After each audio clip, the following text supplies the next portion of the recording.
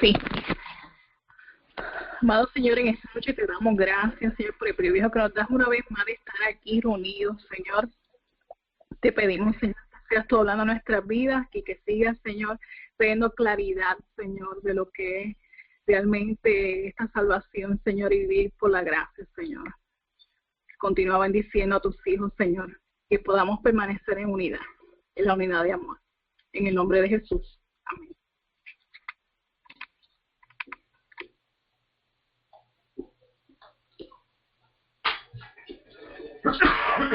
Pues muchas gracias, hermano.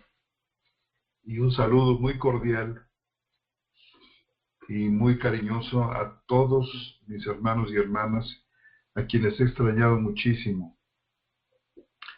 En esta ocasión estamos ya por concluir nuestro propedéutico,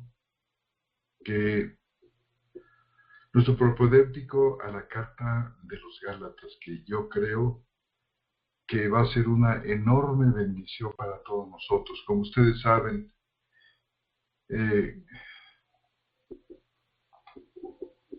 nos vamos a ir como acostumbramos, versículo por versículo y capítulo por capítulo. En esta ocasión tocamos un tema sumamente importante, muy importante, en este capítulo 9 del libro de Jan Reisinger, Las 4 simientes de Abraham. En esta ocasión va a hablar nuestro hermano Reisinger, aunque ya lo ha venido haciendo, como ustedes se darán cuenta a lo largo de los estudios del propedéutico, ha venido hablando de las promesas que Dios le hizo a Abraham. Y en este capítulo 9, nuestro hermano Reisinger se enfoca de una manera muy particular en la promesa de la tierra. La promesa que Dios le hizo a Abraham con respecto a la tierra de Canaán. Vamos a examinar algunas escrituras que nuestro hermano Reisinger cita. En apoyo de esto, vamos a ver cómo nuestro hermano Reisinger es en ocasiones descarnadamente honesto cuando defiende y define puntos cruciales que normalmente tenderían algunos teólogos a menospreciar o a no darles el peso que realmente tiene.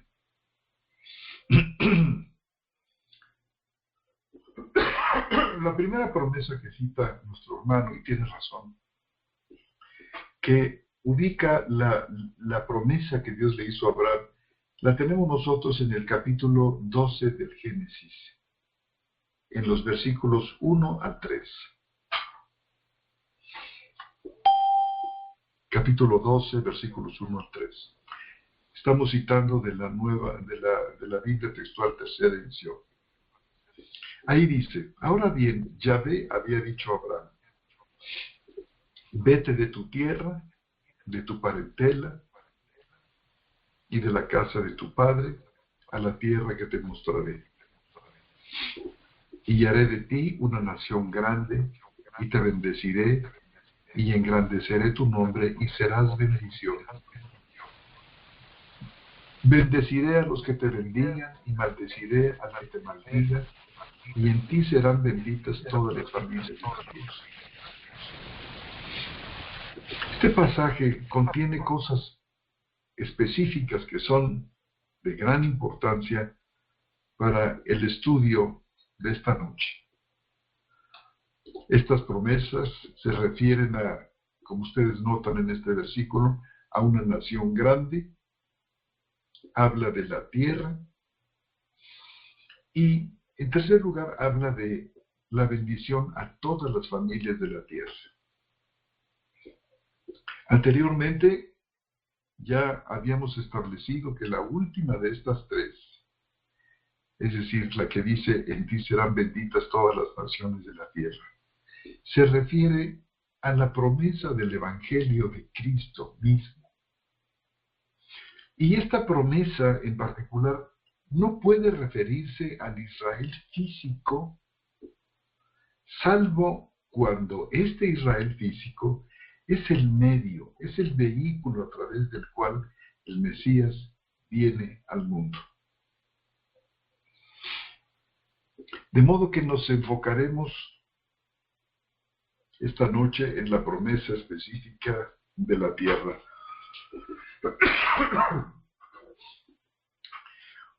Una vez que Abraham hubo entrado a la tierra de Canaán, después de aquel viaje de Ur de los Caldeos hasta allí, Dios le prometió a Abraham esa tierra específica a la cual acababa de entrar para él y para su simiente.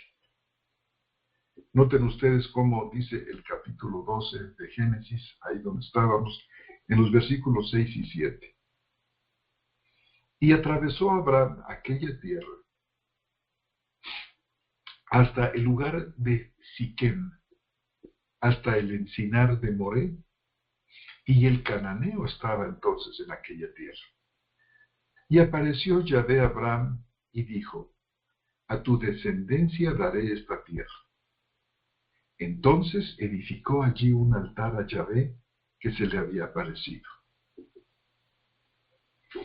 Entonces hay tres cosas importantes aquí de la promesa que Dios le hizo a Abraham. Se incluyen estas siguientes cosas. En primer lugar, la tierra física. A tu descendencia daré esta tierra. En segundo lugar, los hijos naturales de Abraham, la simiente natural, son aquellos que heredarían esta tierra. Dice, a tu descendencia o a tu simiente daré esta tierra. Y se refiere obviamente a la simiente natural. Y quien realmente la heredaría sería la simiente natural especial, como nos ha explicado nuestro hermano Omar, que se refiere al pueblo de Israel, a la nación de Israel. Y en tercer lugar dice que esta herencia sería para siempre o perpetuamente.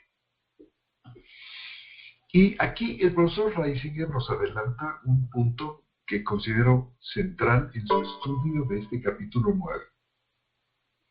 Dice él, creo que las escrituras del Nuevo Pacto hacen de la tierra física un tipo del descanso espiritual y se refieren al israelita como un tipo del verdadero creyente.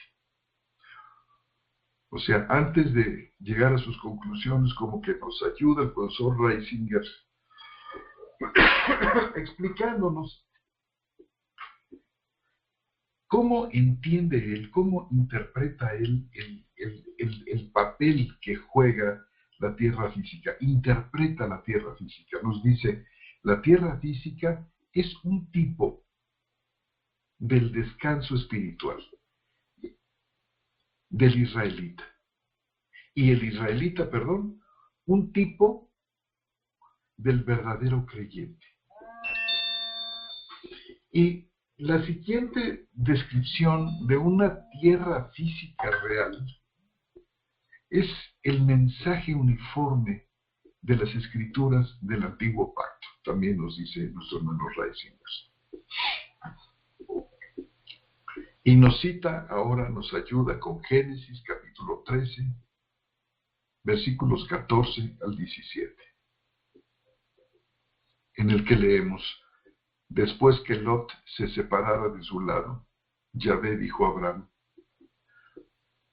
alza ahora tus ojos y mira el lugar donde estás hacia el norte y hacia el Negev, y hacia el oriente y hacia el mar, porque toda la tierra que tú ves te la daré a ti y a tu descendencia para siempre.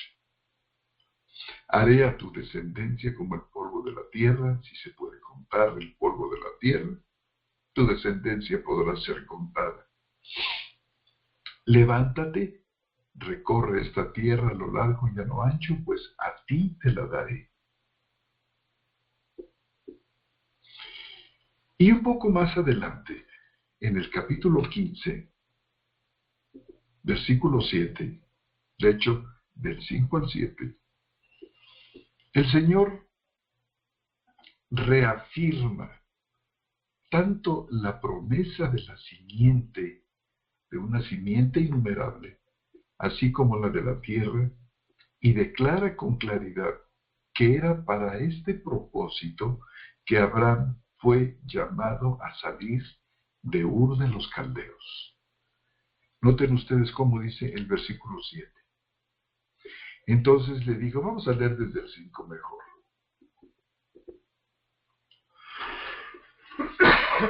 Dice, y lo sacó fuera y le dijo, observa ahora los cielos y cuenta las estrellas y puedes contarlas. Y le dijo, así será tu descendencia.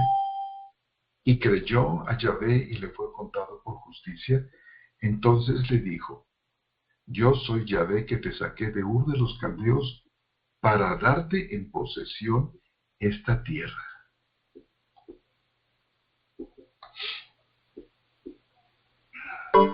Parte de la razón por la que se le otorga la tierra como herencia permanente es que así mantendría unido al pueblo especial, esta simiente natural especial de la cual vendría el Mesías. En los versículos que siguen, del 8 al 17, que dejo a ustedes, amados hermanos y hermanas, su lectura, en estos versículos del 8 al 17, tenemos el registro del pacto real que Dios hizo con Abraham.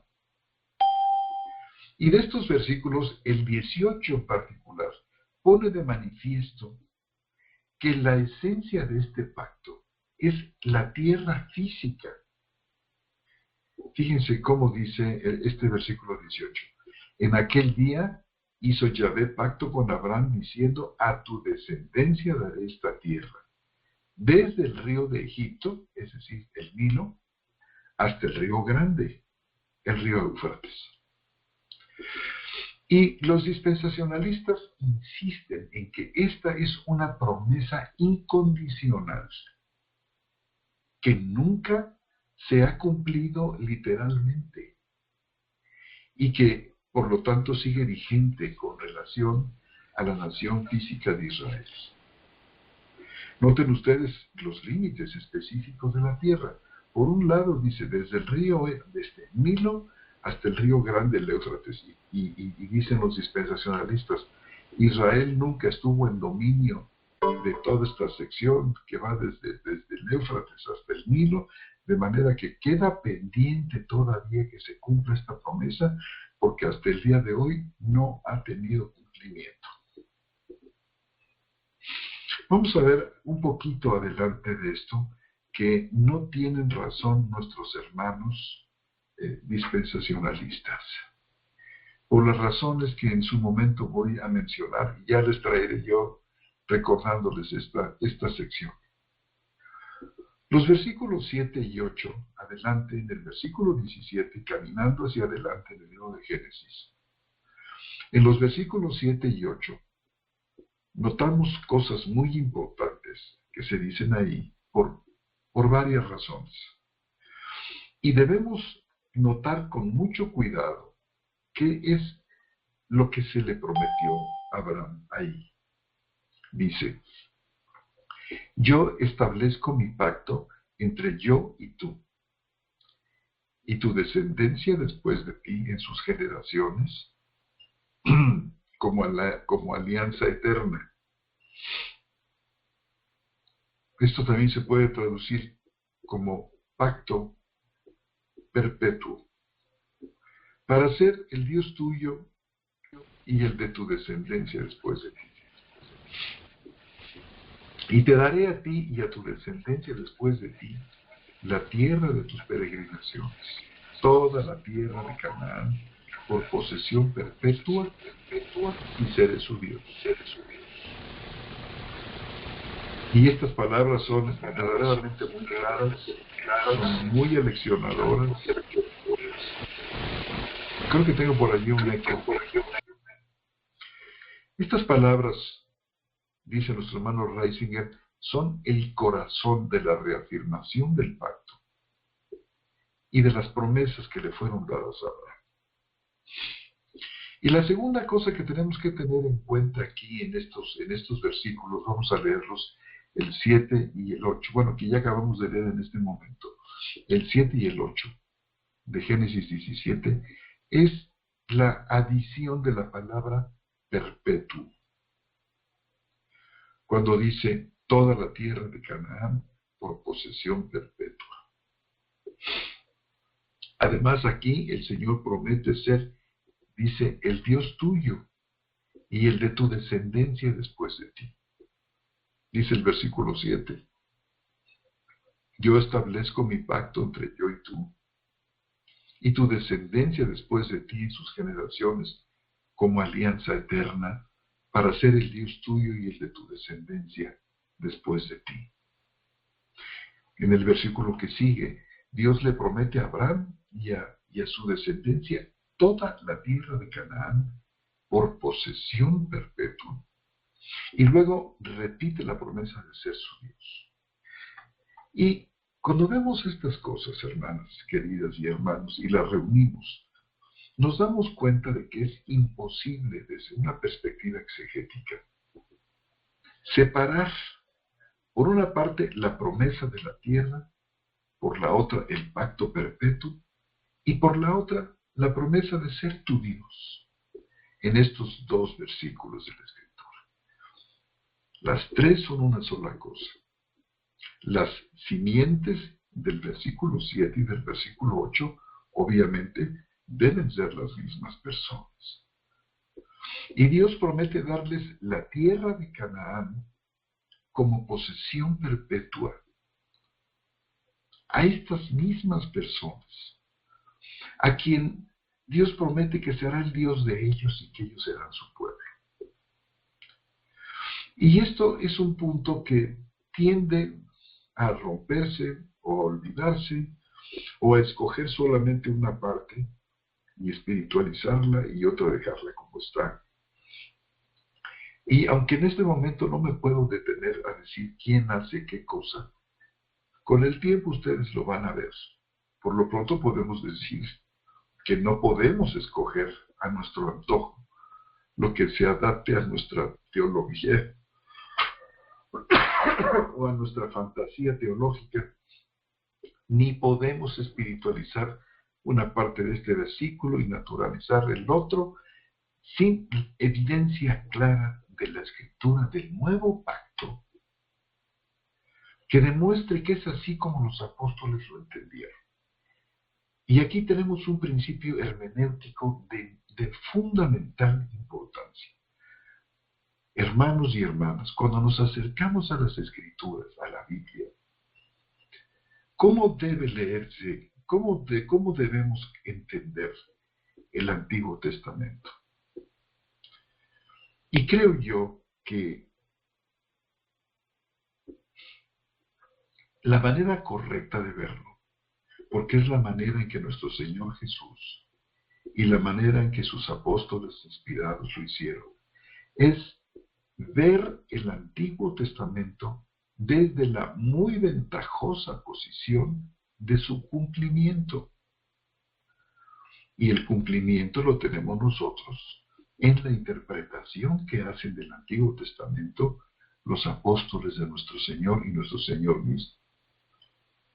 El Espíritu de Dios nos ilustra y nos muestra cómo deben interpretarse las palabras y las profecías del Antiguo Testamento.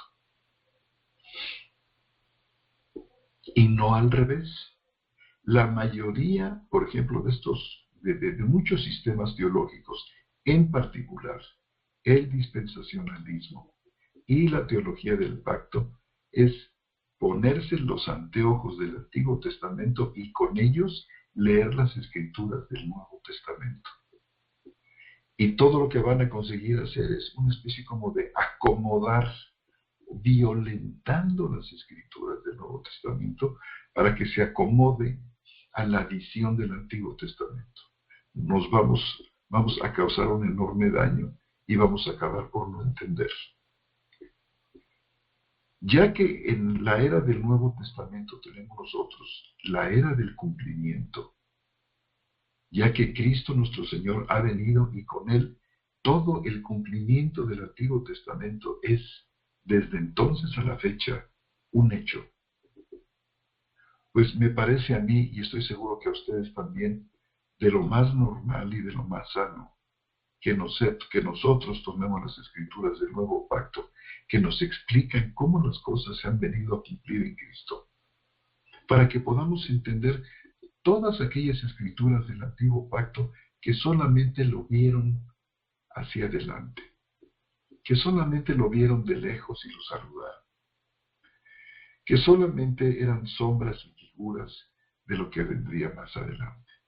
Y vamos a mencionar aquí varias cosas muy vitales que tenemos que para entenderlas tenemos que calzarnos las gafas del Nuevo Testamento. Bien, desde Génesis 17 y a lo largo de las escrituras del Antiguo Pacto, la tierra, ciertamente, será una de las características centrales del pacto que Dios hizo con Abraham y su descendencia. Nos diría el hermano Reisinger, a mi juicio un poquito exageradamente, que esta será la característica central. Y este hecho hace que sea esencial que nosotros preguntemos y respondamos con claridad algunas preguntas que nuestro hermano Reisinger plantea a la luz de este hecho de que la tierra es una de las características centrales de la promesa que Dios hizo a Abraham. Y la primera pregunta es esta.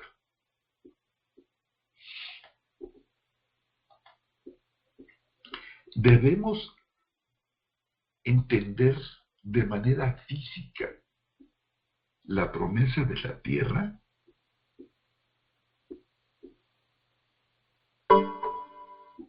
Y otra segunda pregunta muy importante. ¿Esta promesa de la tierra espera todavía un cumplimiento natural, físico, en el futuro?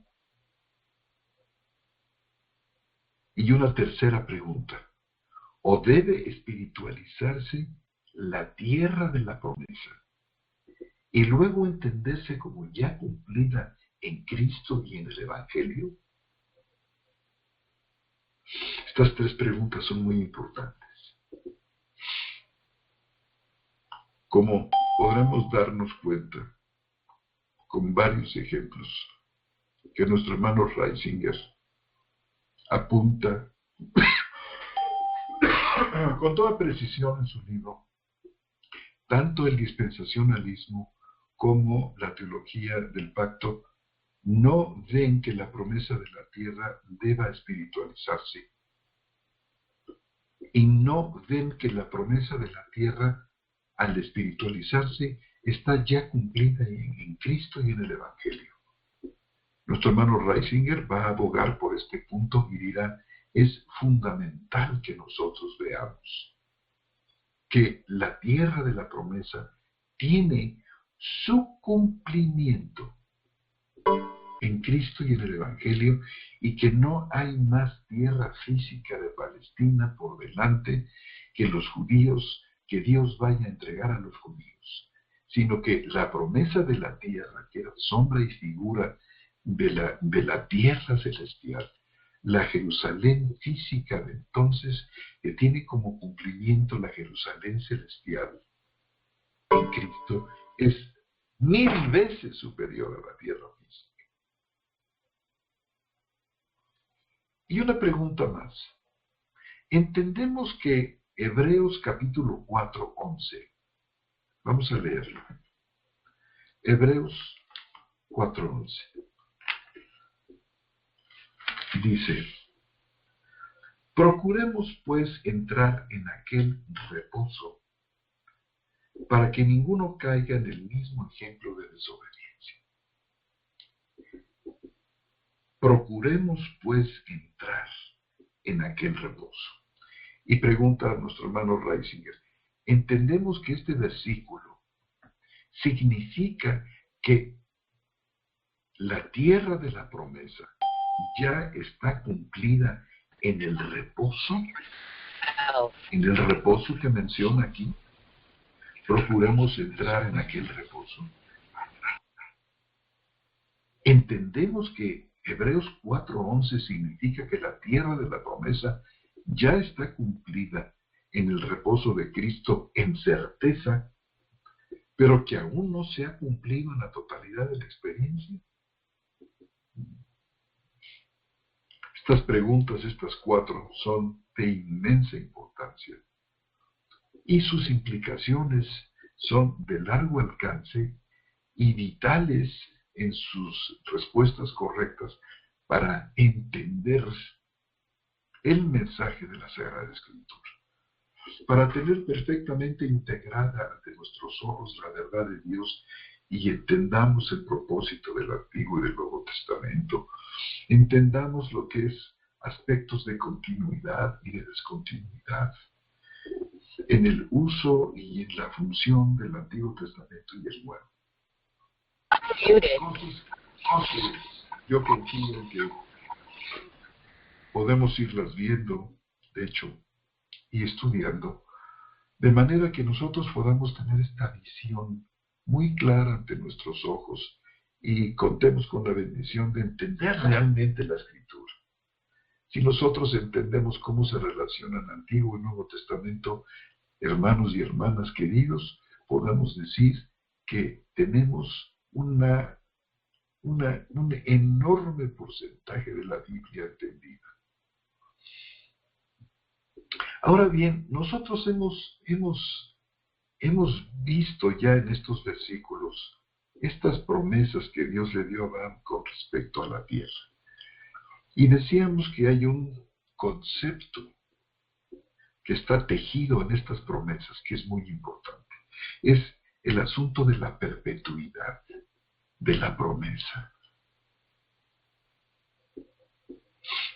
Por ejemplo, decíamos o leíamos que la tierra de Canaán le fue prometida a Abraham y a su descendencia como una posesión perpetua.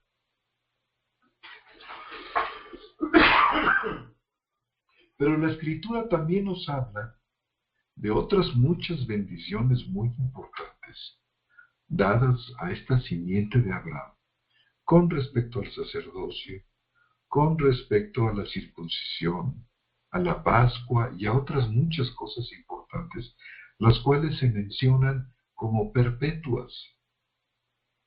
Y nosotros sabemos por la enseñanza del Nuevo Pacto que muchas de estas cosas ya terminaron. Por ejemplo, el sacerdocio arónico dio paso al sacerdocio eterno de Cristo según el orden de Melquisedec. Entonces la pregunta es, bueno, ¿qué nos dijo el Señor que el sacerdocio de Aarón era perpetuo? Y la pregunta que nos hacemos, por supuesto, es, bueno, ¿cuánto tiempo debe durar lo perpetuo? ¿Se dan cuenta ustedes? Y esto es muy importante. Y para entender con claridad el tema de la tierra de la promesa, nos va a ser de una gran ayuda observar de qué manera las Sagradas Escrituras, sobre todo las del Antiguo Pacto, utilizan la palabra perpetuo. ¿Cómo debemos entender las cosas perpetuas que no solo no duran para siempre, sino que obviamente, tal parece que no fue la intención de Dios que duraran para siempre? Y la palabra perpetuo, que muchas veces nos desconcierta, y a veces hasta dice uno, pues es que hay contradicción en la Escritura. ¿Cómo puede decirnos por una parte que el sacerdocio, por ejemplo, de Aarón es perpetuo, y luego viene Cristo con un orden sacerdotal superior y reemplaza al otro? termina el otro que se suponía que era perpetuo, y entonces nos surge una inquietante duda. ¿Las Escrituras, será que se están contradiciendo? Y por supuesto decimos, con un resonante grito, que no. Y que la palabra perpetuo se usa en las Escrituras para referirse a muchas cosas prometidas bajo el antiguo pacto. Y las Escrituras del nuevo pacto demuestran de una manera fehaciente que la mayoría de estas cosas, entre comillas, eternas o perpetuas, no solamente han terminado, sino que se profetizó expresamente que terminarían cuando Cristo viniera. Y vamos a enumerar algunas de estas cosas, de manera que podamos entender cómo se usa la palabra perpetuo en Génesis, por ejemplo, capítulo 17, versículos 7 y 8, que fue donde leímos sobre la perpetuidad de la tierra como herencia para la descendencia de Abraham.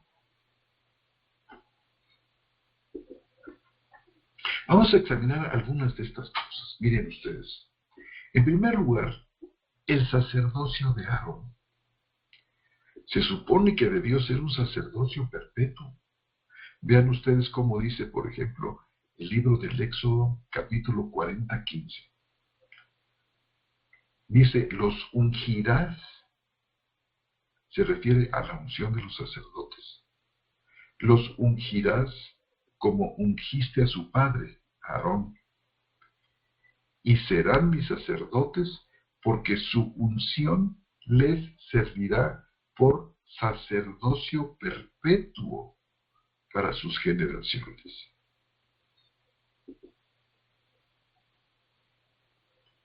Y luego, en el libro de los Números, en el capítulo 25 y versículo 13, tenemos otra declaración de estas que dice, por lo tanto, anuncia, he aquí, yo establezco un pacto de paz con él, que constituirá para él y su descendencia después de él, el pacto del sacerdocio perpetuo.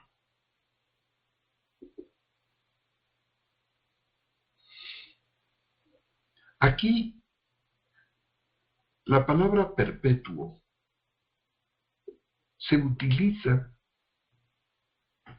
para resaltar el propósito de Dios con respecto a ese sacerdocio. Y a la vez, la garantía que se le dio a Aarón y a sus hijos de que serían sus sacerdotes para siempre y que no tomaría a nadie más para ocupar ese lugar.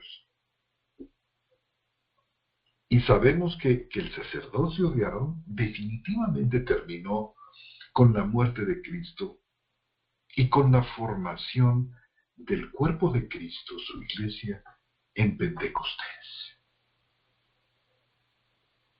En segundo lugar, tenemos de estas cosas que se dicen perpetuas, pero terminaron, la Pascua.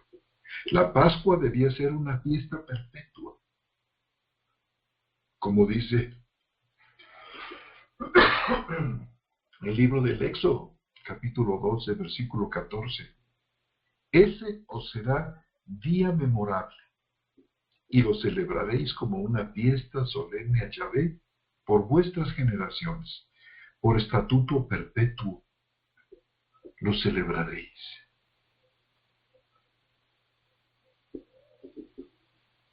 Luego también se habla de los ritos del tabernáculo, de todos los ritos del tabernáculo, ceremonias y servicios que serían perpetuos.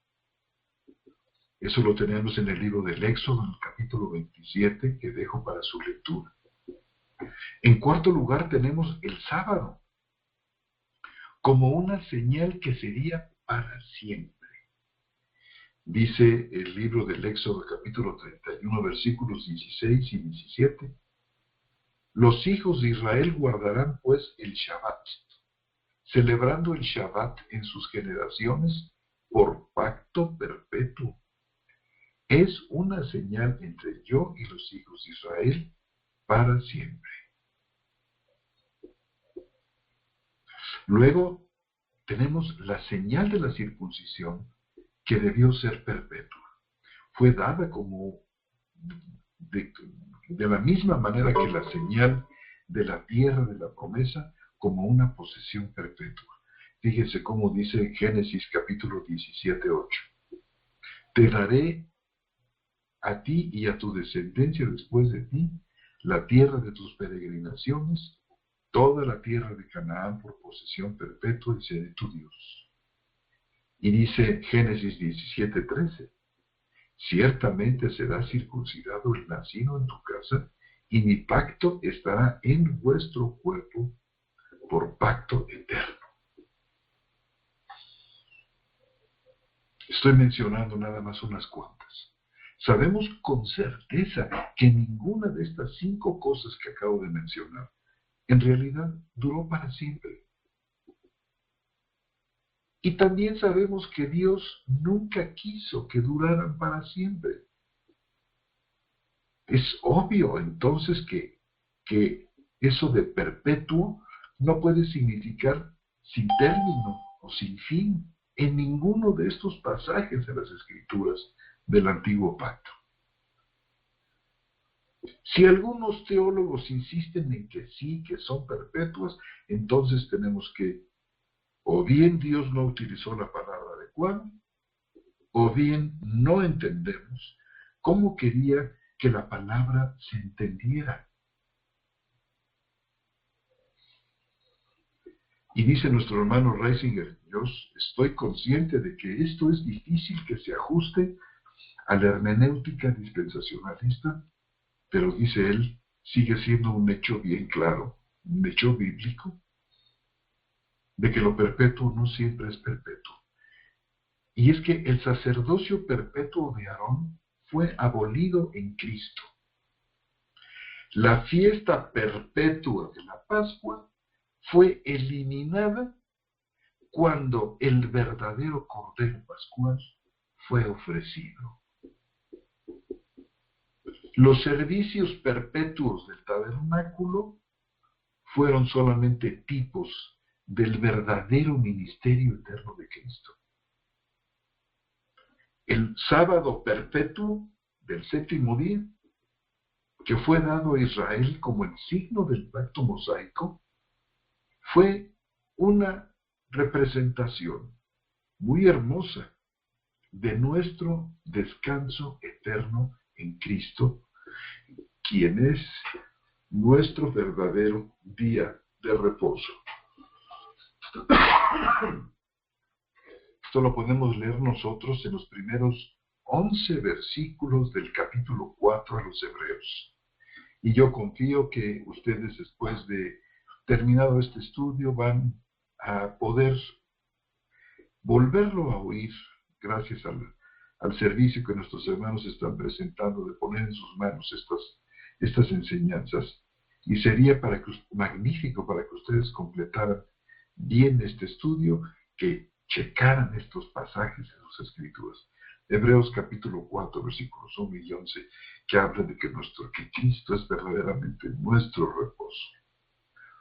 Y por supuesto, la circuncisión en la carne fue un tipo nada más de la regeneración, es decir, la circuncisión del corazón. Y está claro que ninguna de estas cosas descritas en el Antiguo Pacto estaba destinada a ser permanente. Y no obstante, las Escrituras del Antiguo Pacto establecen específicamente que todas estas cosas debían durar para siempre o eternamente. Y entonces, por supuesto, nos preguntamos aquí, bueno, ¿qué regla de interpretación lógica hemos violado? Cuando vemos la promesa perpetua de la tierra, de la misma manera que las otras cosas perpetuas que acabamos de mencionar, porque mencionamos 5, pero también está la tierra, de la que se habla que es una promesa de posesión perpetua.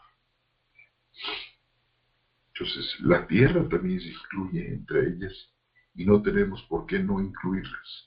¿Por qué no incluirlas de ninguna manera? Y es perfectamente claro a partir de las escrituras del Nuevo Pacto que debemos entender la palabra perpetuo, hermanos y hermanas, en una de 2 maneras, dependiendo del contexto. Y esta es una parte sustancial del estudio de nuestro hermano Reisinger en este capítulo 9. ¿Cómo debemos entender entonces la palabra perpetuo aplicado, como decíamos, a la tierra, al sacerdocio, a la fiesta de la Pascua, a los ritos del tabernáculo, al sábado, a la circuncisión, etc.? Bueno,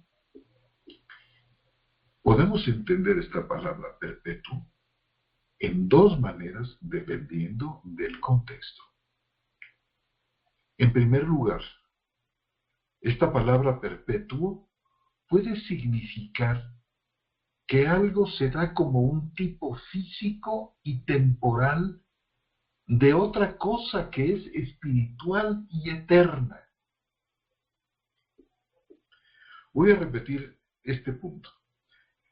Puede significar que algo se da como un tipo físico y temporal de otra cosa que es espiritual y eterna.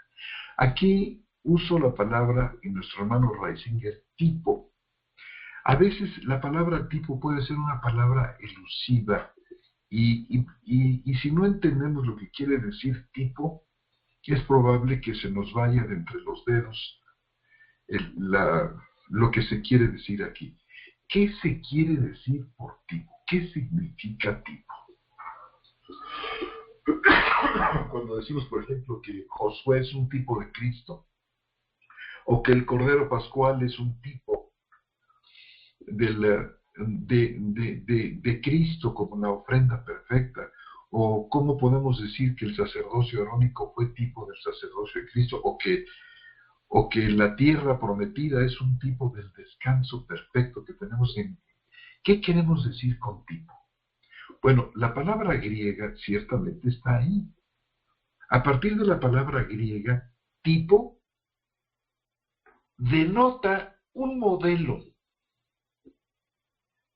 el cual en los tiempos bíblicos significaba tanto el modelo original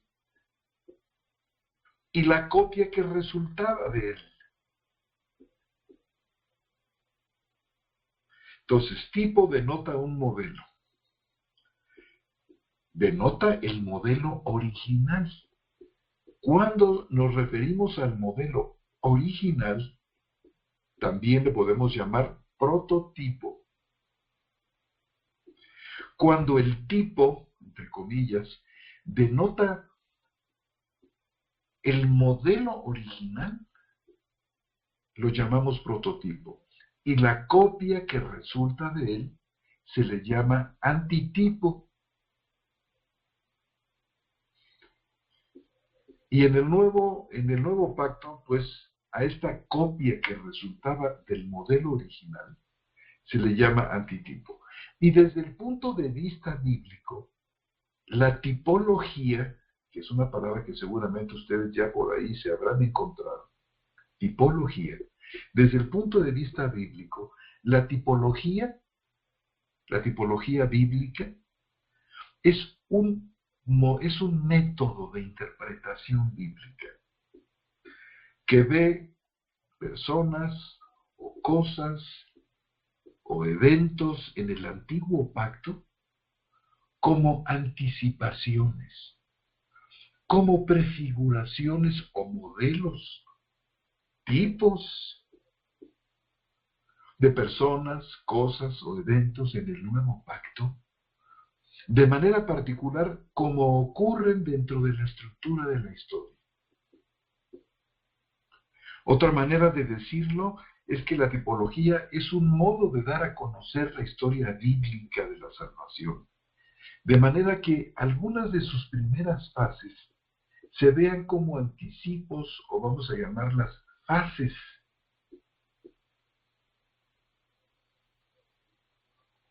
Anticipos de fases posteriores. O alguna fase posterior como, por así decir, la recapitulación.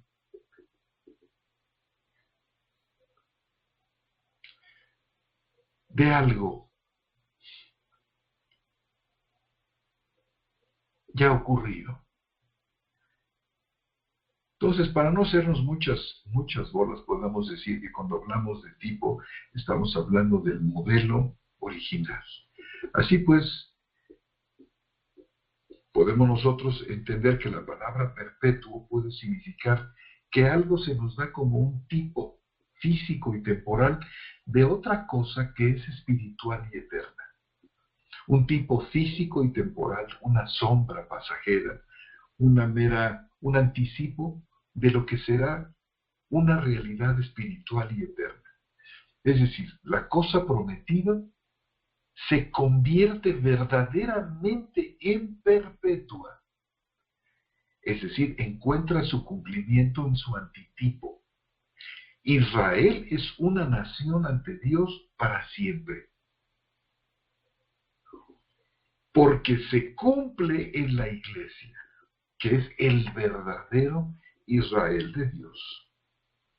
Entonces podemos decir que el Israel físico es un tipo que se cumple en la iglesia, que es el verdadero Israel de Dios. Aarón es ciertamente un sacerdote perpetuo, dado que encuentra su cumplimiento en Cristo como sumo sacerdote.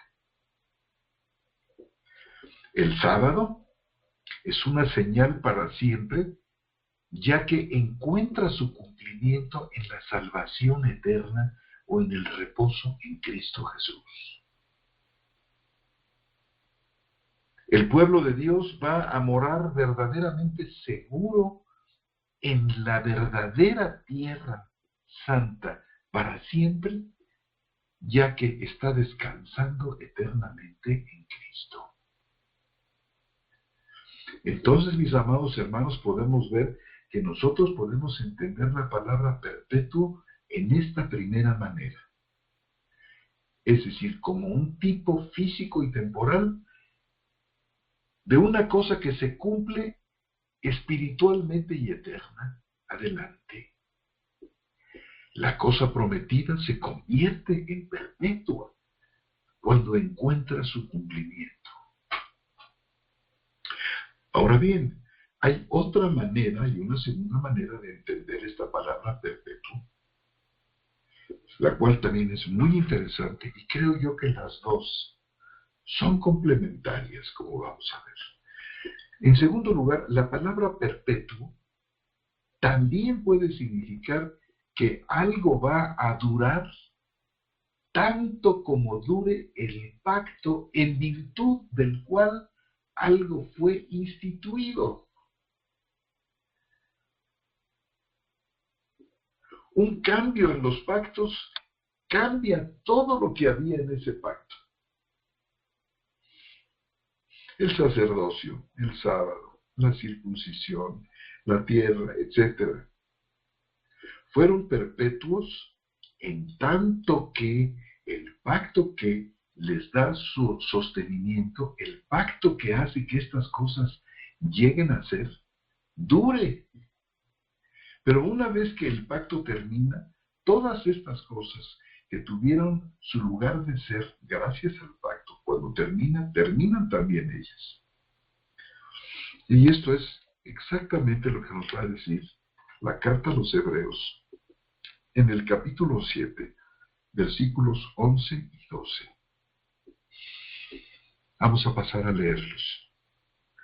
Dice así: por tanto, si en verdad la perfección era por medio del sacerdocio levítico, porque bajo él recibió el pueblo la ley, ¿qué necesidad había que se levantara otro sacerdote según el orden de Melquisedec y que no fuera llamado según el orden de Aarón?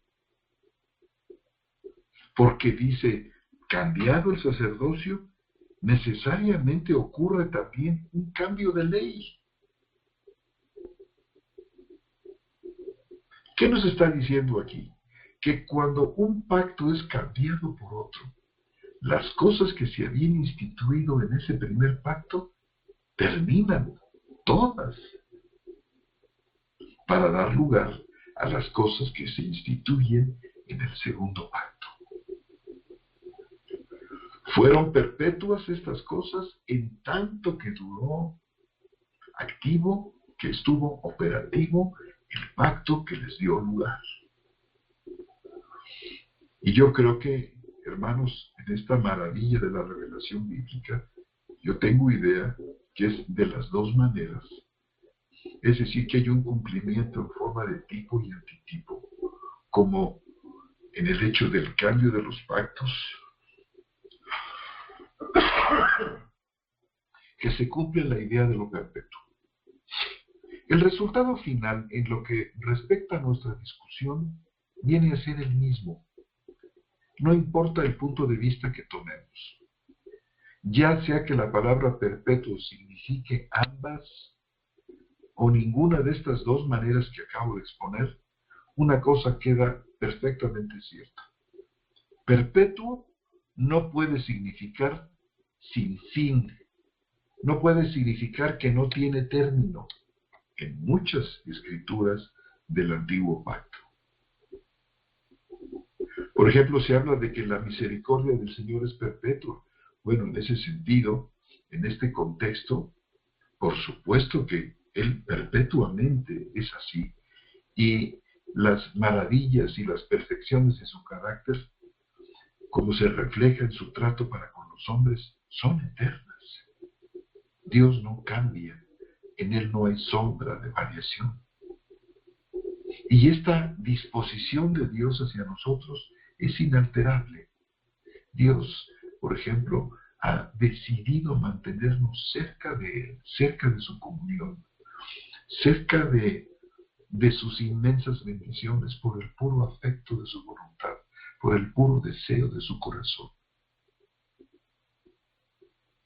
Y esto tiene un carácter de perpetuidad porque tiene que ver con los atributos mismos de la deidad.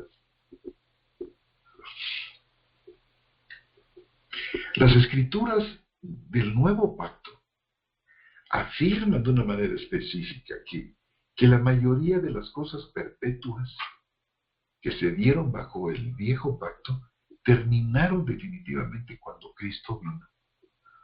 Cuando el Nuevo Pacto sustituyó al Viejo Pacto, también reemplazó todo lo que el Viejo Pacto trajo a la existencia. Y este es un hecho evidente del Nuevo Pacto que tiene que ser reconocido y tiene que ser aplicado en nuestro pensamiento, tiene que ser entendido por pensadores, comentaristas y teólogos, y tiene que formar parte de su pensamiento teológico. Por ejemplo, la Pascua marcó el principio de Israel como nación. El sábado fue la señal del pacto que estableció la relación única entre Israel y Dios como una nación especial. Toda la función del sacerdocio se construyó en torno a las transgresiones cometidas bajo el primer pacto, como dice Hebreos 9:15, el cual estaba guardado, vamos a decir, dentro del arca del pacto, detrás del velo del lugar santísimo. Y todas estas cosas hicieron de Israel una nación especial, una nación separada y perpetua. Y la nación perpetua, el sacerdocio perpetuo y la señal perpetua, todo terminó cuando el viejo pacto que estableció todas estas cosas fue cumplido por Cristo. Y los antitipos de todas estas cosas están realmente establecidos para siempre porque se basan en el nuevo y verdadero pacto eterno que nunca tendrá que ser modificado, ni añadido, ni cambiado en absoluto. Y este es el verdadero pacto eterno al que se refiere una vez más la carta a los Hebreos. En el capítulo 13 y versículo 20, un pacto que nunca será reemplazado, un pacto que nunca tendrá fin. Dice la carta a los Hebreos capítulo 13, 20. Y el Dios de paz, el cual en virtud de la sangre del pacto eterno, levantó de entre los muertos a nuestro Señor Jesús, el gran pastor de las ovejas, os perfeccione en todo lo bueno para que hagáis su voluntad, haciendo de nosotros lo que es agradable delante de Él, por medio de Jesús el Mesías, a quien sea la gloria por los siglos. Amén. Noten ustedes, en virtud de la sangre del pacto eterno. Este pacto realmente nunca tendrá fin. Y la rasgadura del velo, de arriba hasta abajo, ocurrió en el mismo segundo que el verdadero Cordero Pascual entregó el Espíritu. El verdadero sumo sacerdote no solo fue detrás del velo, como iba el antiguo sumo sacerdote arónico, sino que lo quitó por completo. Y debemos ver ese momento particular de tiempo y ese evento tan significativo como el comienzo de la administración de Cristo del nuevo pacto y el final del viejo pacto, junto con todo lo que éste había establecido. Y todo incluye cada cosa perpetua que se menciona en el viejo pacto.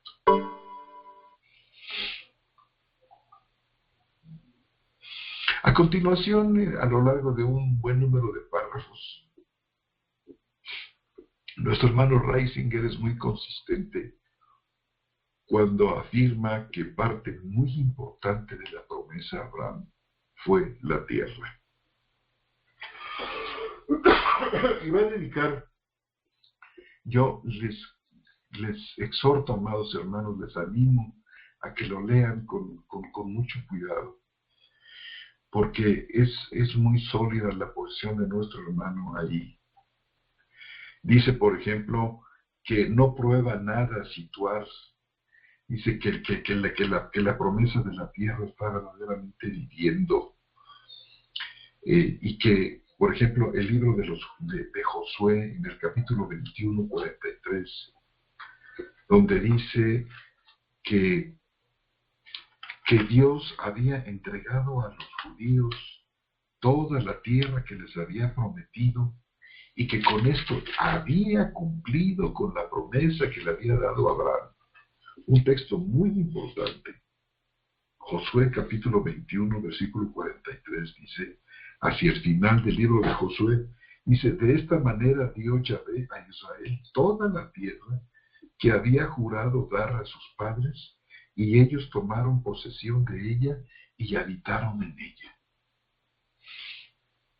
Pero nuestro hermano Reisinger dice que este versículo no prueba grande cosa y que hay otros textos similares que prueban que el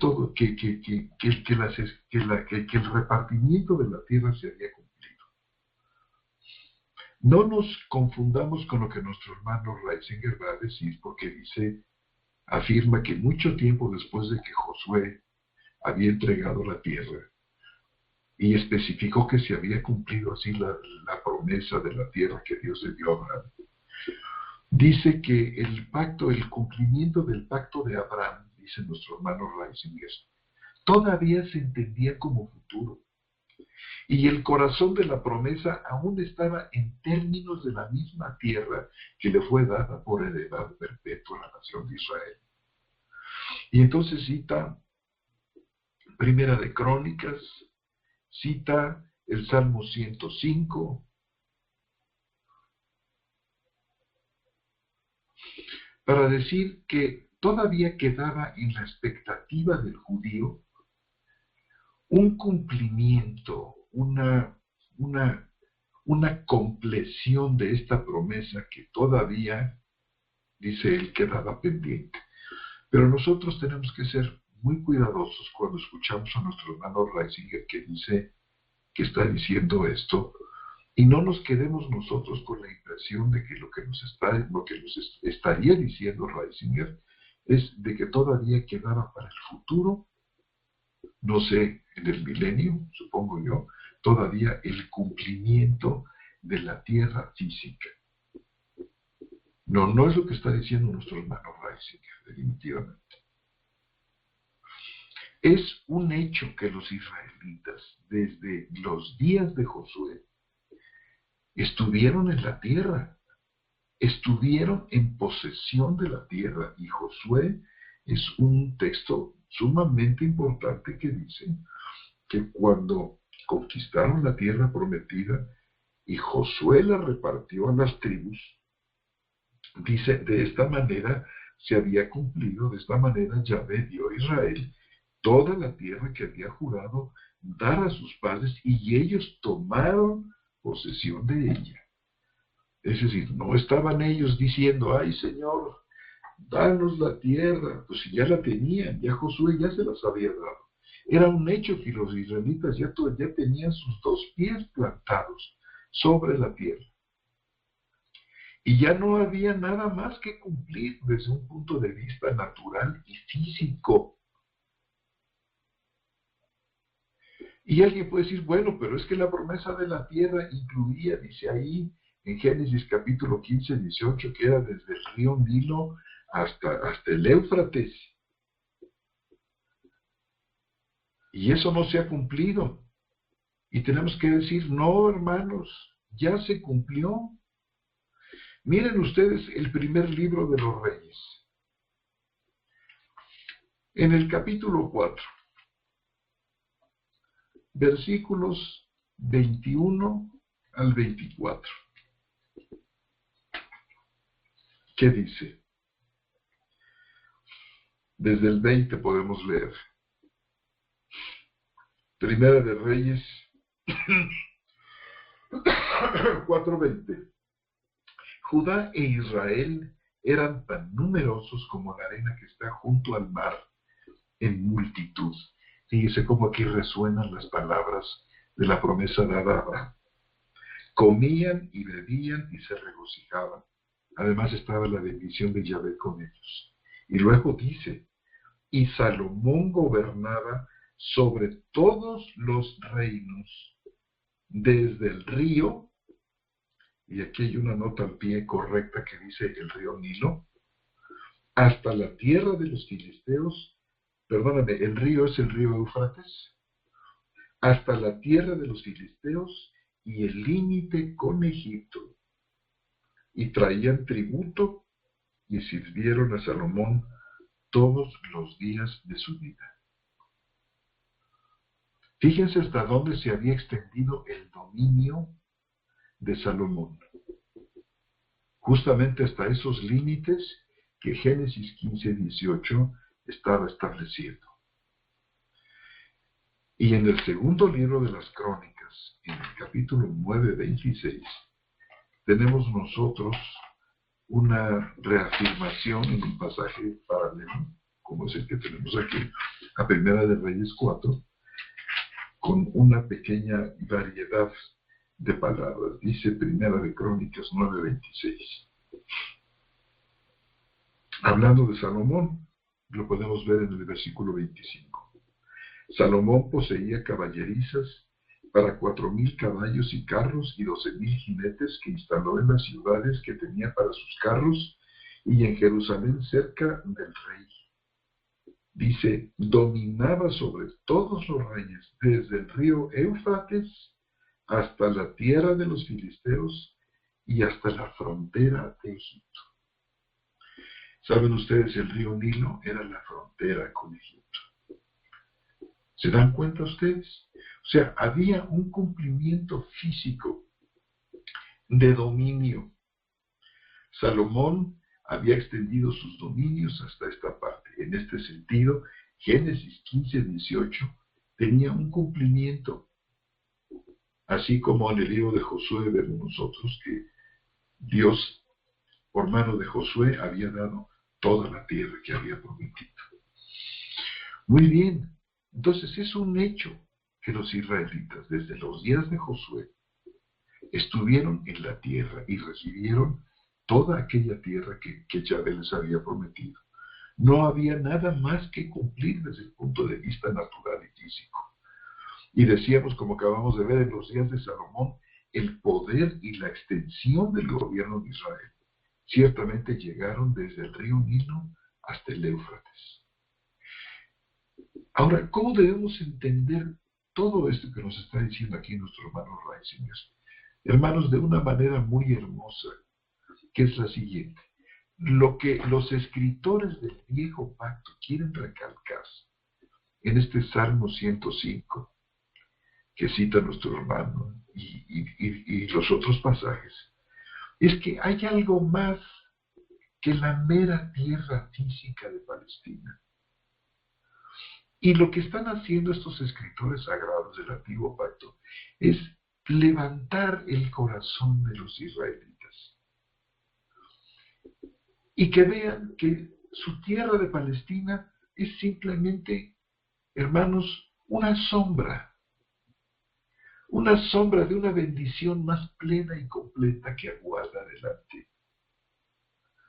Con estos pasajes, los escritores del Viejo Pacto despiertan un anhelo en el pueblo por el significado profundo, por el cumplimiento, por la súplica, por la oración, de que haya un cumplimiento total y espiritual de la tierra, que es exactamente como Abraham la vio. Y de aquí me salto, hermanos, directamente a esta parte. Y con esto doy por terminado el estudio de esta noche. Algo muy hermoso que les invito a leer, que es nuestro último pasaje de esta noche, que está en la carta a los Hebreos, en los versículos 8 al 10. Hebreos 11, del 8 al 10. Está hablando, si ustedes recuerdan, en este capítulo 11, de los llamados héroes de la fe. Y dice allí, por la fe, Abraham, siendo llamado, obedeció para salir al lugar que iba a recibir por herencia y salió sin saber a dónde iba.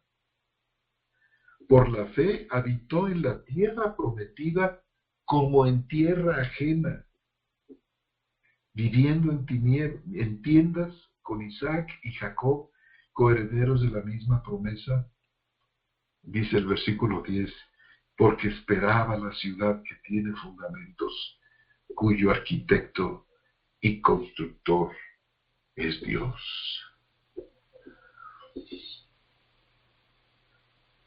¿Qué vemos aquí? Que la tierra prometida, la tierra de Palestina, era solamente una sombra, era una garantía de algo más grande.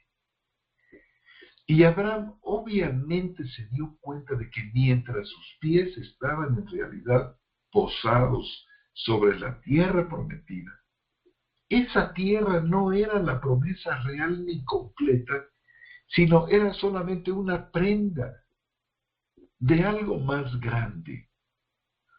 Y la esperanza esencial de Abraham era una esperanza celestial y no terrenal.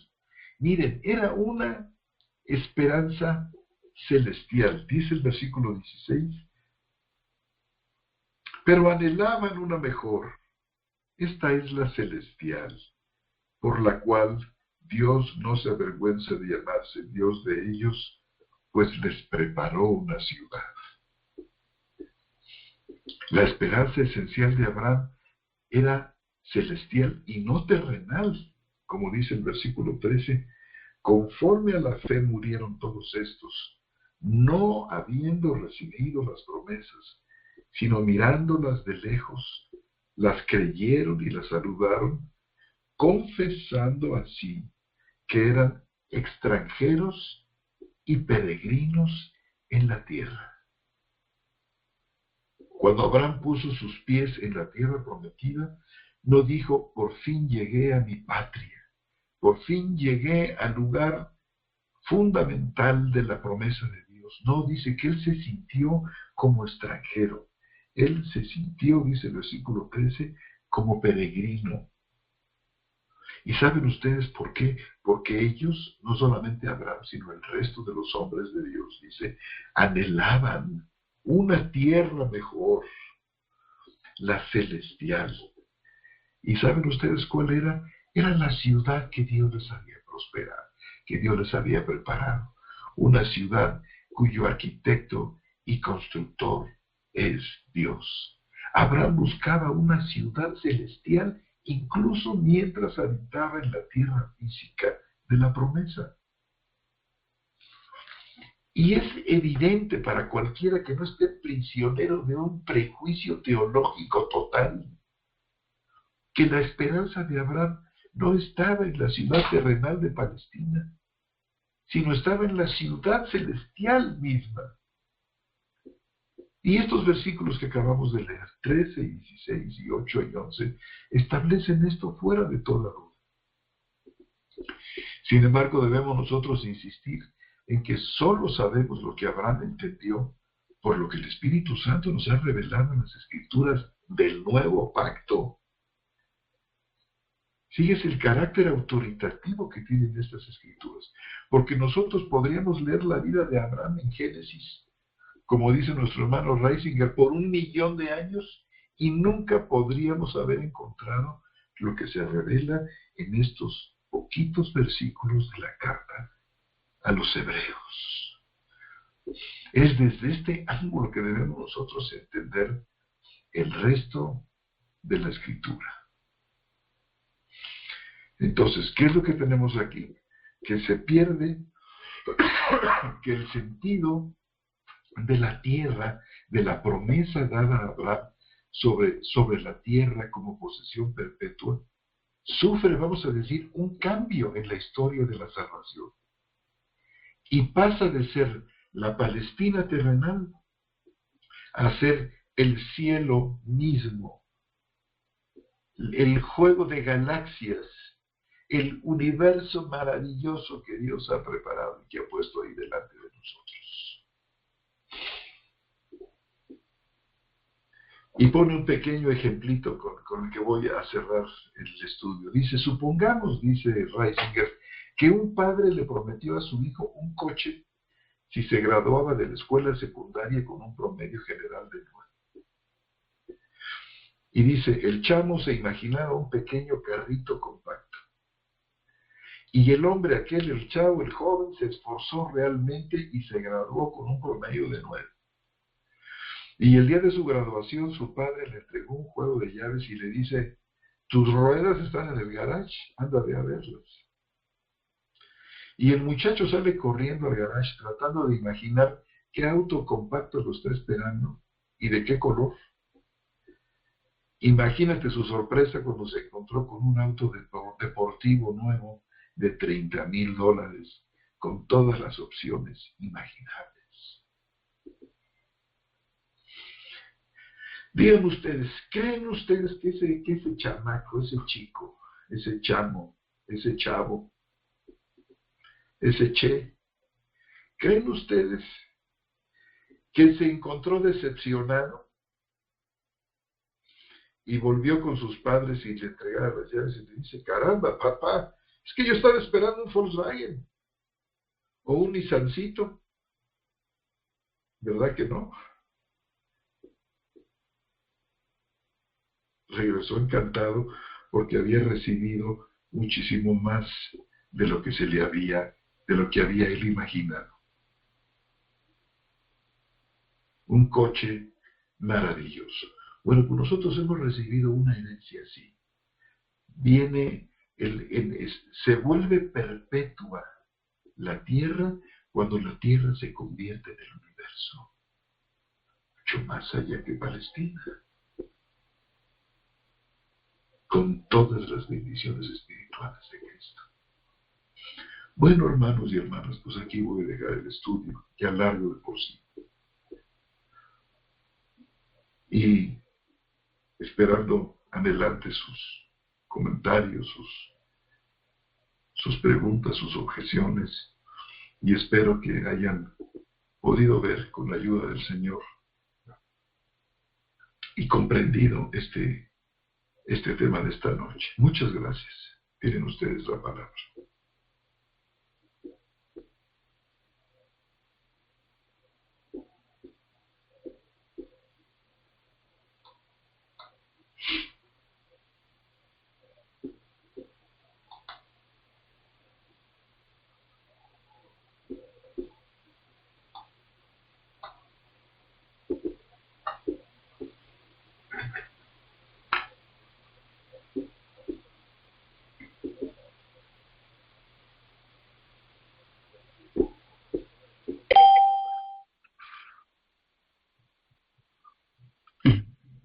Hola, mi hermano.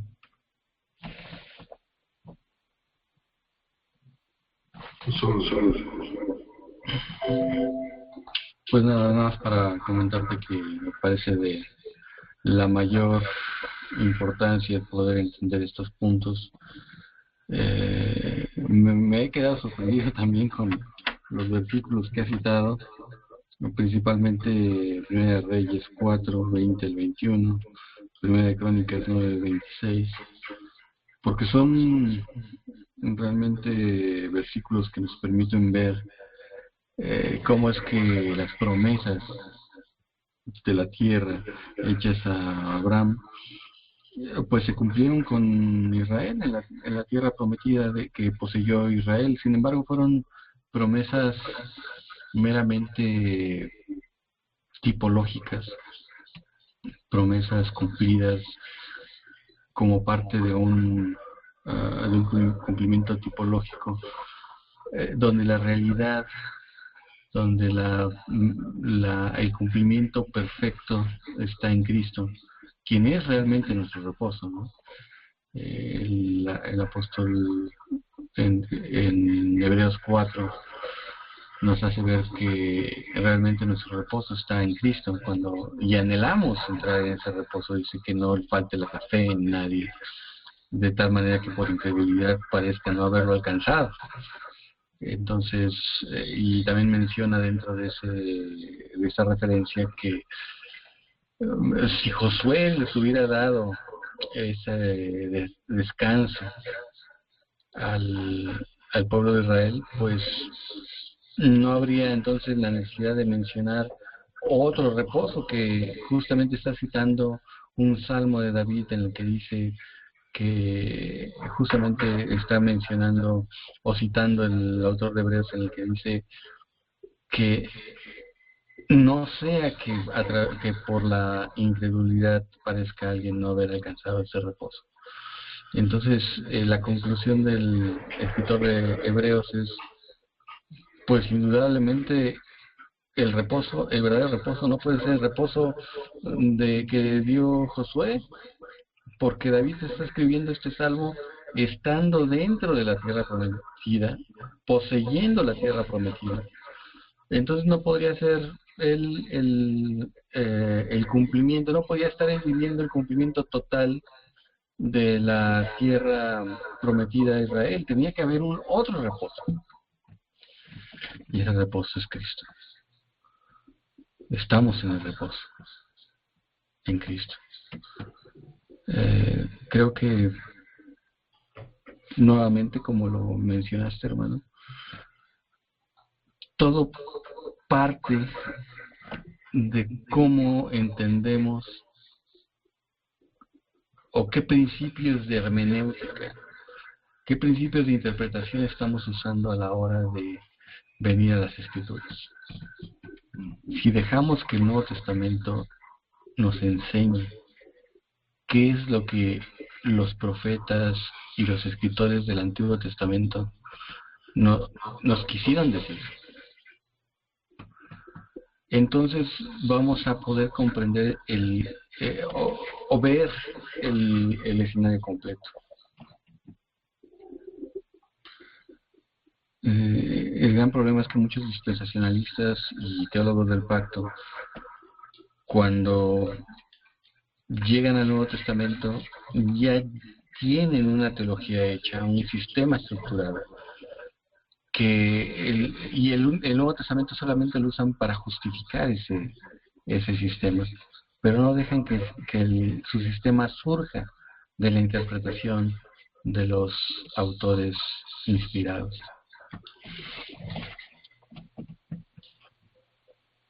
Me parece que las consecuencias también son graves, porque el hecho de que todavía se piense en un cumplimiento físico de la tierra prometida involucra tiene muchas consecuencias. Una de ellas es que Israel sigue siendo el pueblo de Dios.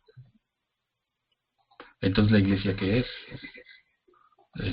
Para ellos la respuesta es un paréntesis, es un plan B, un plan alternativo al plan de salvación, al plan de redención primario de Dios, el cual es Israel, según ellos. Pero dejan de ver las realidades espirituales que ya se han cumplido.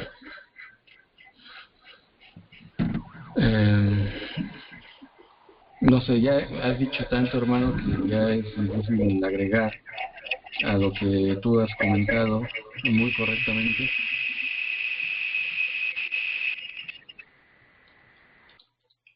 Esperaríamos que algún otro hermano, no sé si quisiera comentar algo al respecto. De todos modos, pues no dejo de agradecerte, hermano, que hayas tenido la oportunidad de compartirnos esto. Con mucho gusto, hermano, gracias.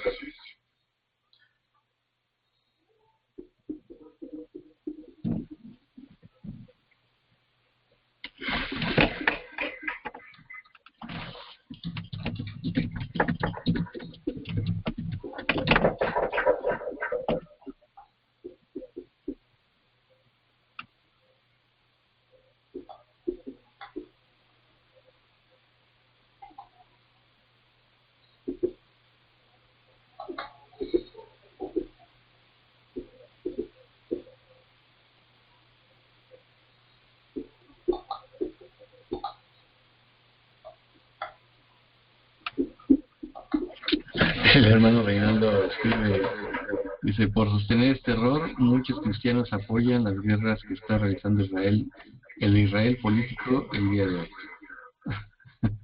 Dice: es triste y es penoso. El hermano no puede participar en el micrófono, pero nos está escribiendo. ¿Qué opinas de esto, mi hermano? ¿Qué opino? Sí.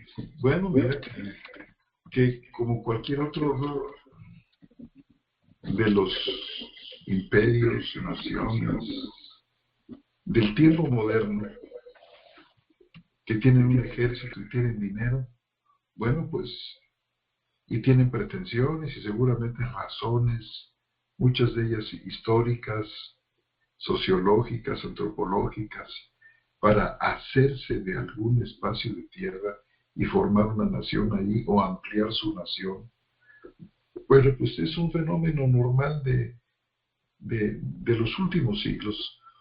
Y el hecho de que los judíos finalmente hayan optado por tomar la tierra de Palestina, valiéndose de las Naciones Unidas, de la inmensa cantidad de dinero que poseen y de otras muchas cosas, bueno, pues llegaron a Palestina y tomaron la tierra. Y ellos hoy están constituidos desde el punto de vista internacional como nación de Israel. Pero esto de ninguna manera equivale, no es lo mismo ser simplemente una nación al estilo, por ejemplo, de las naciones africanas, donde algunas tribus se apoderan del terreno de otras y hacen crecer sus naciones. Esto no significa que ellos son Israel, la nación de Israel, como lo fue el Israel de los tiempos en que el Señor los reunió frente a sí en la planicie aquella del Sinaí para constituirlos mediante un pacto solemne como nación, como su nación, con todas las bendiciones y con todas las ventajas que implicaba el hecho de que el Señor Todopoderoso pues dotaría a Israel. Una vez que el viejo pacto mosaico ha terminado, la posición de Israel como nación también ha terminado, porque la única cosa que le daba a Israel el estatus de nación era el pacto mosaico. Pero como dice Hebreos, una vez que ese pacto termina y toma su lugar el nuevo pacto eterno con Cristo, el otro pacto anterior desaparece. Y todo lo que se había constituido en virtud de ese pacto, como es la nacionalidad de Israel, el carácter de Israel como nación, todo el sistema sacrificial y todas las prebendas y privilegios que tenía Israel por ser la nación de Dios por medio del pacto que Dios estableció con ellos, pues al terminar este pacto, sencillamente desaparecen prebendas, privilegios, estatus como nación y todo lo demás. Y nosotros vemos cómo es que este pacto terminó justo en el rompimiento del velo de arriba hasta abajo el día que Cristo murió. Todo lo que quedó fue solamente el templo de Jerusalén, que solamente era cuestión de un poco de tiempo para que finalmente desapareciera y no quedara piedra sobre piedra en ese lugar. Y saben ustedes, así como Dios le había dado la tierra a Israel en el Sinaí, así les despoja de la tierra y los manda a todas las naciones. Y nosotros vemos en Romanos capítulo 9, 10 y 11 cómo es que el Señor está constituyendo a su nuevo Israel. Es decir, el viejo Israel como tipo tiene su cumplimiento, tiene su antitipo, tiene en su antitipo a la iglesia. La iglesia es el cumplimiento pleno y perfecto de aquella promesa de la comunidad de Israel, que fue solamente vivida, experimentada por medio del remanente a lo largo de toda la historia del primer pacto. Una vez llegado el nuevo pacto y eterno, tenemos nosotros la constitución, la cristalización, el cumplimiento perfecto de aquella promesa. Entonces, es decir, como decíamos, como primera parte de estas dos maneras de entender perpetuo,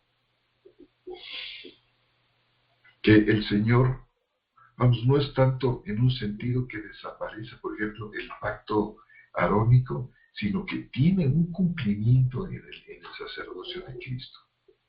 La tierra, prefigurada con el Jerusalén terrenal, alcanza su plenitud y su realización en la Jerusalén celestial. Así la circuncisión, por ejemplo, que era solamente hecha en la carne, prefiguraba la circuncisión del corazón, el nacimiento de arriba, la presencia magnífica y gloriosa del nuevo hombre. Y ahí tiene su cumplimiento. Israel se podrá levantar como nación y podrá tomar el territorio y podrá finalmente, no sé, masacrar o exiliar a los palestinos que hay ahí y quedarse con la tierra, y podrán quizá levantar su tercer templo, pero lo van a hacer por su cuenta. Para que el Israel actual llegara a ser nación como lo fue en el comienzo, como lo fue en el Sinaí, Dios tendría que hacer un nuevo pacto con ellos, volviéndolos a constituir como nación, porque el pacto que los hizo nación ha terminado. Y resulta que no existe tal pacto. Dios no ha hecho ningún nuevo pacto. Después del pacto mosaico, el pacto que sigue es el pacto de Cristo y este es eterno. No va a haber ningún pacto adicional de ninguna manera. Y estos, por la dureza de su corazón, están ahí. Y con la dureza de su corazón van a levantar un tercer templo para volverle a decir a Cristo que siguen sin creer en su sacrificio. En ese templo que quieren hacer, seguramente que a lo mejor se les permita hasta sacrificar animales y restablecer el sacerdocio levítico y cuanto hay. Pero saben, esto va a ser una manera de ofender nuevamente al Señor, porque le estarán diciendo a Él que siguen sin creer que Él fue la ofrenda perfecta, que el sacerdocio según el orden de Melquisedec está vigente. Y así como en los días de su carne, ellos trataron de impedir a Jesús, los dirigentes judíos, le impidieron a Jesús el que mostrara sus credenciales como Mesías. Y no creyeron que Él era suficiente Mesías. Así ahora estos siguen con la misma tónica, siguen con el mismo espíritu, no creyendo que Jesús es Mesías. Glorioso es suficiente para el perdón de los pecados, su muerte. En fin, hermanos, todo esto puede sonar, porque había sonado incluso a mis oídos tan bonito, y cuántos cristianos están mandando cantidades millonarias de dólares para que los judíos terminen de levantar su templo.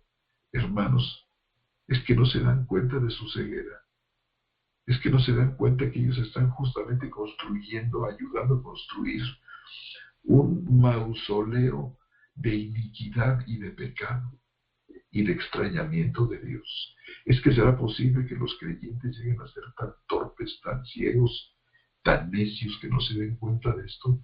¿Hasta qué punto las doctrinas que están promoviendo estas cosas, entre ellas el dispensacionalismo, está causando esta ceguera?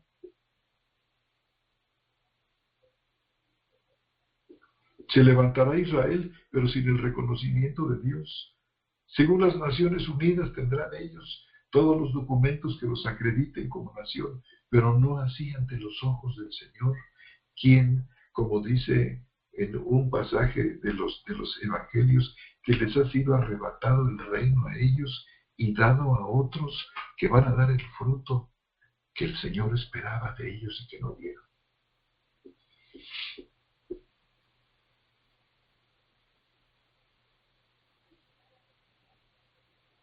Van a volver a levantar un santuario y no se dan cuenta que la iglesia es el santuario de Dios, que nosotros somos judíos y gentiles creyentes, somos el cuerpo de Cristo, el santuario del Espíritu Santo. Ellos seguirán guardando sus sábados y sus sábados solemnes, hermanos, pero quedarán fuera del reposo de la salvación, como dice Hebreos 4. Ellos seguirán circuncidando a sus hijos y a los hijos de sus hijos, pero no van a poder circuncidar su corazón, hermanos, porque ninguno de ellos habrá nacido de nuevo de lo alto.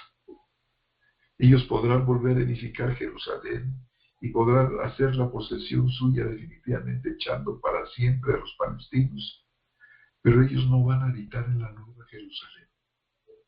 Se van a quedar con unos cuantos acres de tierra ya bastante seca y dañada, en lugar de poseer, hermanos, un lugar tan maravilloso como el que nos tiene preparado una ciudad cuyo arquitecto y constructor es Dios. Esta es mi opinión, hermano.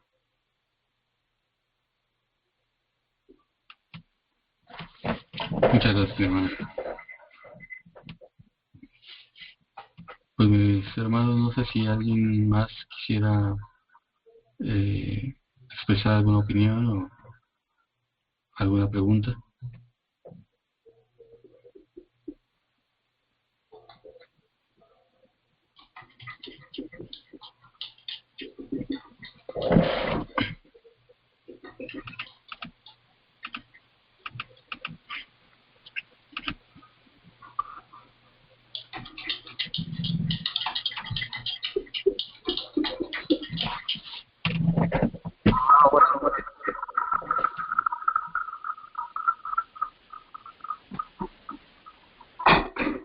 Adelante, hermano. Hola, buenas noches.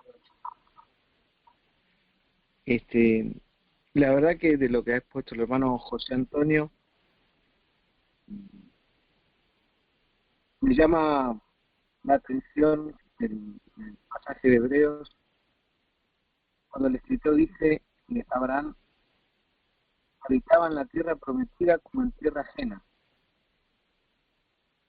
Es decir, estaba caminando en la promesa, Abraham, pero dice, con la fe habitó como extranjero en la tierra prometida como en tierra ajena. Aquello por lo cual hoy tanto abogan acerca de la tierra prometida. Abraham caminó sobre esa tierra, la recorrió, sin embargo se sentía ajeno. Había algo en su corazón que no estaba satisfecho.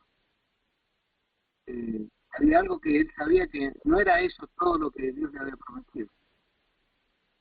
Ciertamente, como dice el escritor y como dice el hermano José Antonio, gracias a estos versículos de Hebreos, podemos conocer qué es lo que estaba en el corazón de Abraham. Y por la fe, él caminó como extranjero. Es decir, cualquiera hoy día diría, ha recibido la promesa, estoy satisfecho, estoy completo. Sin embargo, él estaba caminando en la tierra prometida y para él era tierra ajena.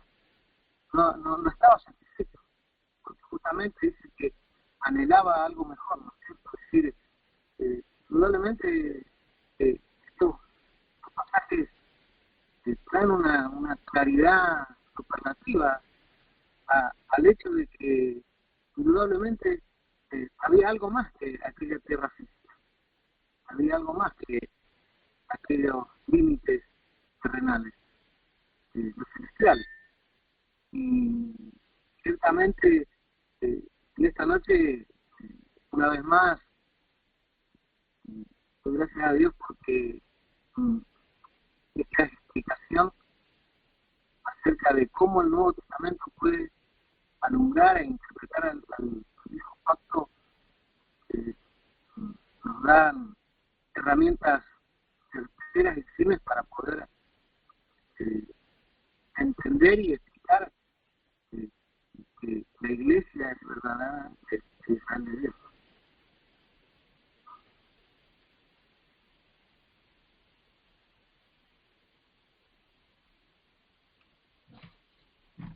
Amén, hermano. Coincido completamente con usted.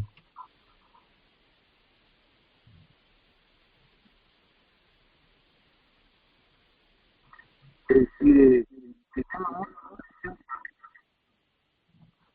toma en cuenta que estaba hablando, pero dice, pero como en tierra ajena, como un extranjero, ¿no es cierto? Dice que claramente dice, por lo que claramente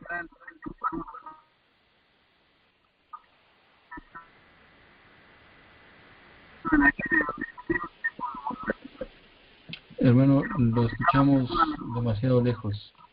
No sé si soy solamente yo, pero parece ser que lo escuchamos muy, muy lejos y entrecortado.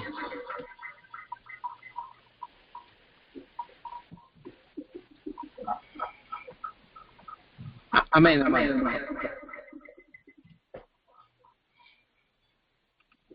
Pero hermano Fernando, la primera parte se oyó muy bien.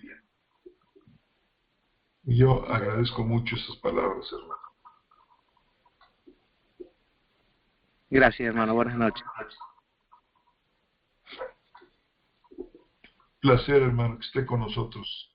Señor le bendiga, hermano. Igualmente, hermano José.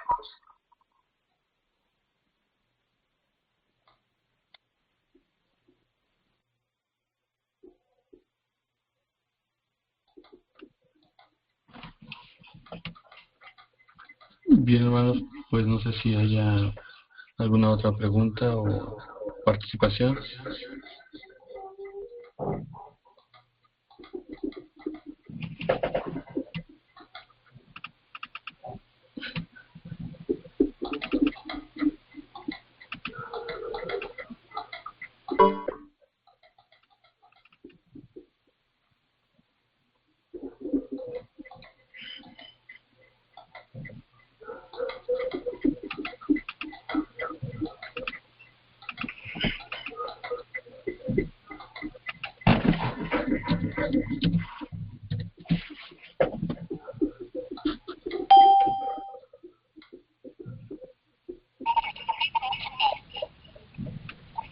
Hola, Rogelio.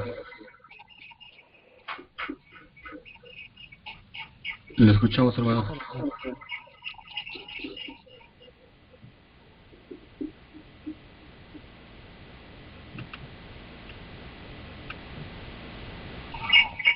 Bien, me parece que...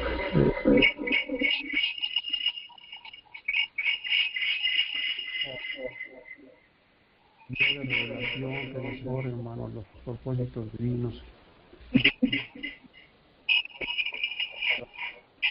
Y pues pone su tiempo, hermano, y bendiga y quede hermoso estar revelando el Espíritu Santo. Nada más en el libro.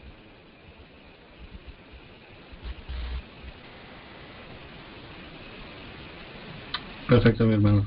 Agradezco sus palabras y gracias por participar.